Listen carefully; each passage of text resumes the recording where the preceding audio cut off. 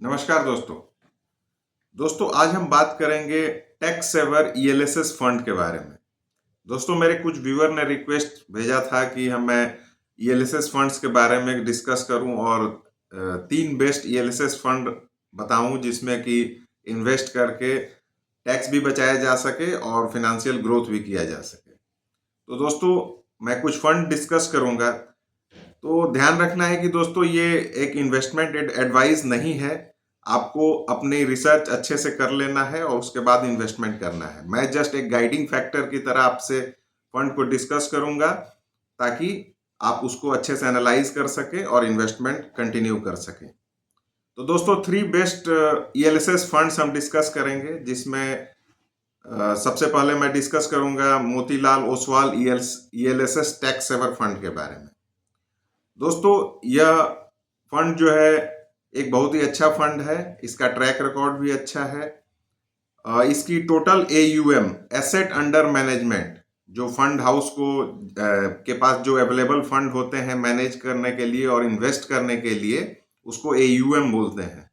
तो दोस्तों, Motilal Oswal tax saver fund का एयूएम है 4187 करोड़ का और इसका एक्सपेंस रेशियो है दोस्तों 0.65% का। दोस्तों, एक बार मैं फिर बता दूं, एक्सपेंस रेशियो वो एक्सपेंस होता है जो फंड हाउस चार्ज करती हैं अपने इन्वेस्टर्स से उस फंड को मैनेज करने के लिए, उनके एडमिनिस्ट्रेटिव खर्चों के लिए। दोस्तों, जैसा कि पहले भी मैं बता चुका हूं कि लॉक इन पीरियड जो है ईएलएसएस फंड्स का 3 साल का होता है। तो इस फंड का भी लॉक इन पीरियड 3 साल का है। वैसे सारे टैक्स सेवर फंड का लॉक इन पीरियड 3 साल का होता है, क्योंकि ये एक टैक्स सेवर फंड है तो लॉन्ग टर्म के लिए इन्वेस्टमेंट होता है। तो सबसे कम लॉक इन पीरियड वाला जो टैक्स सेवर इंस्ट्रूमेंट है उसमें ईएलएसएस फंड आता है। 3 साल का लॉक इन पीरियड होता है। इसमें हम एसआईपी के मोड से और लमसम के मोड से भी इन्वेस्ट कर सकते हैं। तो एसआईपी का लिमिट, मिनिमम लिमिट 500 रुपए का रखा गया है और लमसम का 1000 रुपए का रखा गया है दोस्तों।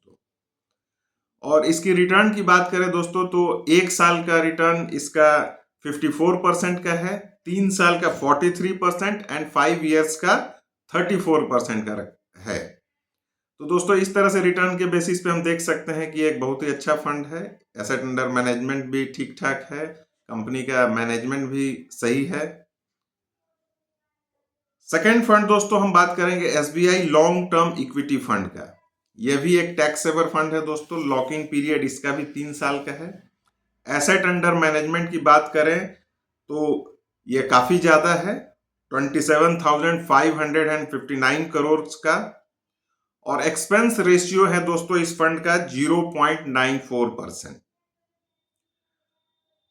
एसआईपी अमाउंट इसका भी मिनिमम अमाउंट 500 रुपए का है और लमसम 1000 रुपीज का है।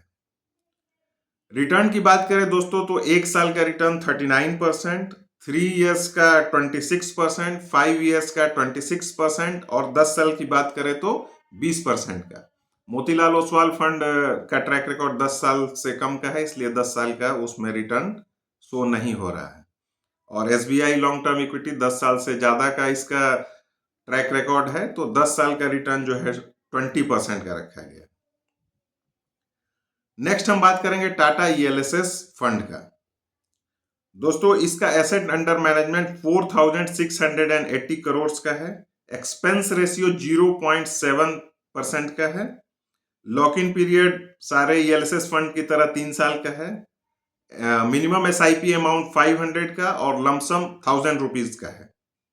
दोस्तों, इसकी रिटर्न की बात करें तो 1 साल का रिटर्न 28%, 3 साल का 19%, 5 इयर्स का 20% और 10 साल का 18% का रिटर्न है।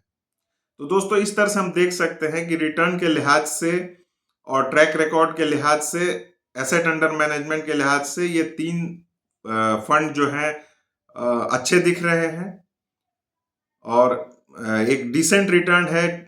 लॉन्ग टर्म की बात करें तो 10 साल में अगर कोई फंड 15 से 20% के आसपास का रिटर्न देता है तो ये बहुत ही अच्छा रिटर्न है।